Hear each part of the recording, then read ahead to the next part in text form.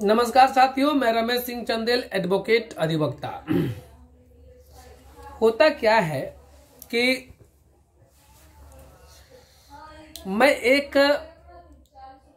मुकदमे के बारे में बताता हूं जो शुरू होने से पहले ही समाप्त हो गया, और इसके माध्यम से आपको यह भी ज्ञात होगा कि जो बेईमान लोग होते हैं किस तरह से फंस जाते हैं और किस तरह से वे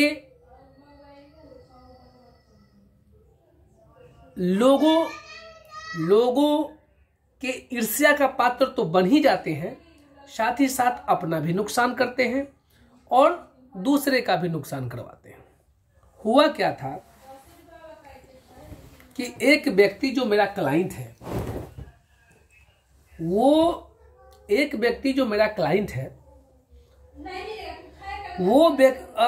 अपना जमीन बेचने की इच्छा जाहिर किया, या फिर वो नशे के लती था।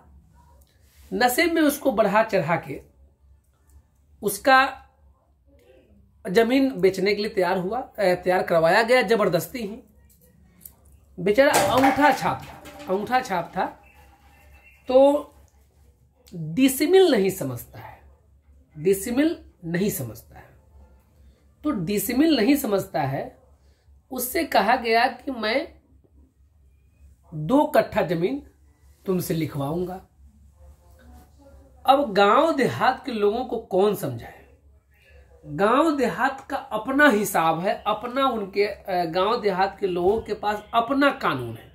क्या कानून है?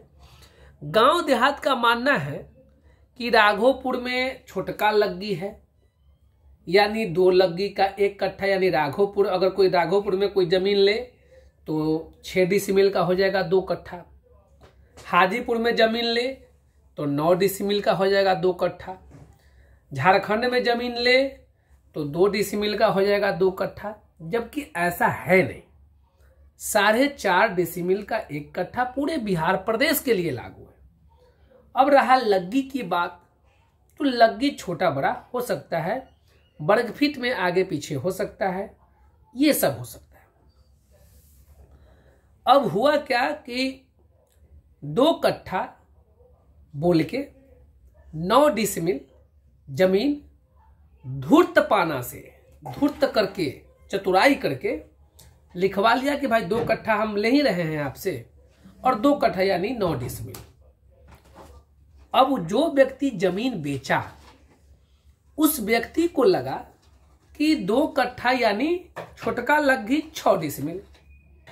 लेकिन जब केवाला हो गया, केवाला में उसने कहीं नहीं मेंशन किया कट्ठा कुट्ठा, केवाला में मेंशन करवाया गया केवल 9 डिसिमिल, क्योंकि वो व्यक्ति तो दूर था, अंगूठा छाप था।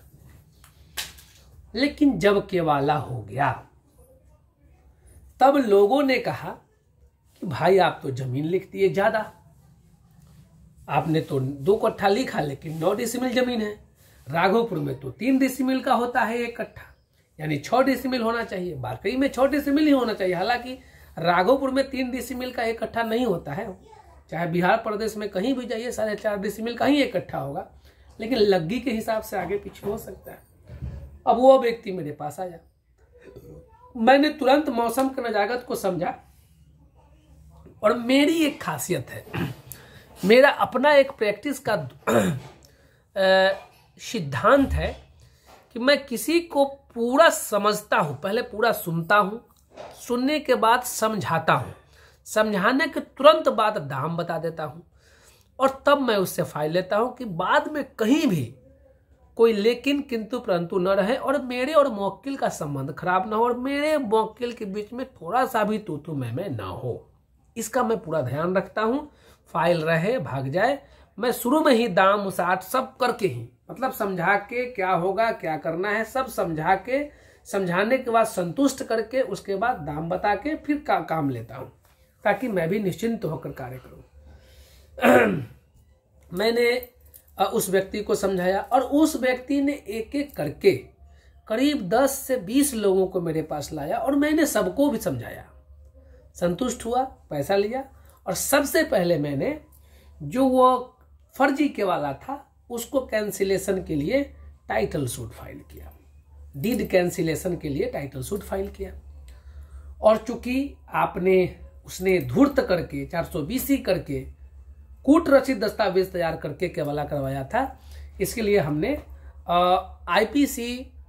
माफ कीजिएगा, भारतीय न्याय संहिता के सुसंगत धाराओं में एक क्रिमिनल केस भी, कंप्लेन केस दायर करवाया और म्यूटेशन तुरंत रोक दिया।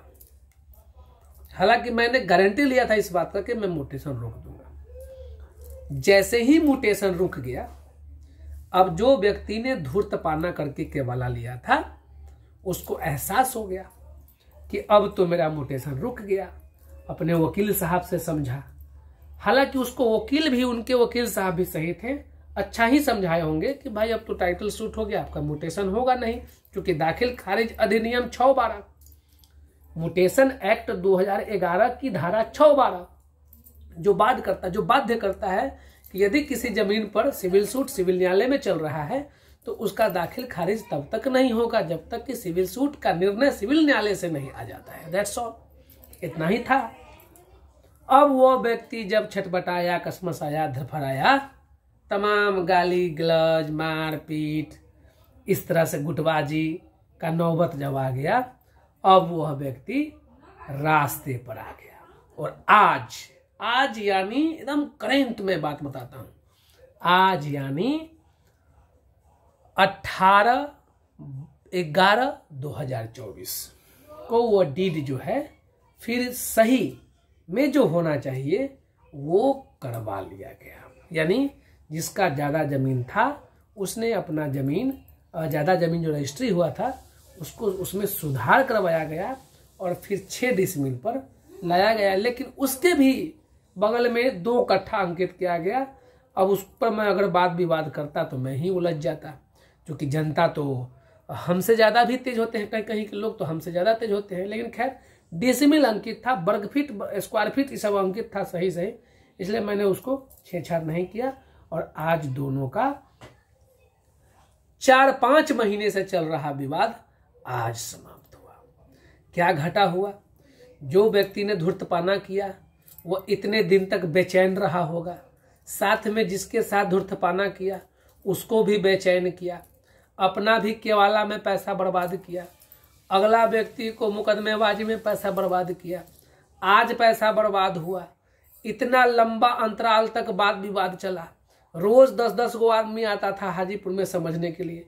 मेरा माथा चाटा, खैर मेरा माथा चाटा तो मैं तो फीस लिया, और लेकिन खर्च तो हो रहा था बेचारा जिसके साथ जो पीड़ित पक्षकार थे। लेकिन आज वाद विवाद समाप्त हुआ। और कब हुआ? जब धन की समाप्ति हो गई, धन का नुकसान हुआ, समय की बर्बादी हुई, जग हंसाई हुआ, और तब जाके एक बेईमान व्यक्ति फिर अपना जगह पर आ गया। लेकिन उसको एहसास शायद आज भी नहीं हुआ होगा, क्योंकि उसको तो लग रहा होगा कि आज भी हम जुग जीत लिए। एहसास नहीं होता है लोगों को। जिस दिन गलती का एहसास हो जाएगा उस दिन इंसान बन जाएगा। बेईमानी छोड़ दीजिए, ईमानदारी से धन कमाइए। थोड़ा लेट लगेगा धन कमाने में, लेकिन जो धन आएगा वह दुरुस्त आएगा। बेईमानी चोरी करके कोई अंबानी नहीं बन सकता है, कोई रतन टाटा नहीं बन सकते हैं। इसलिए ईमानदारी से काम कीजिए। यह घटना को बताने का मेरा मुख्य उद्देश्य था कि बेईमानी ना करें, किसी को धोखा देकर उसके संपत्ति को हड़पने का प्रयास मत कीजिए, और धूर्तबाजी से धन कमाने के चक्कर में मत रहिए। धन्यवाद।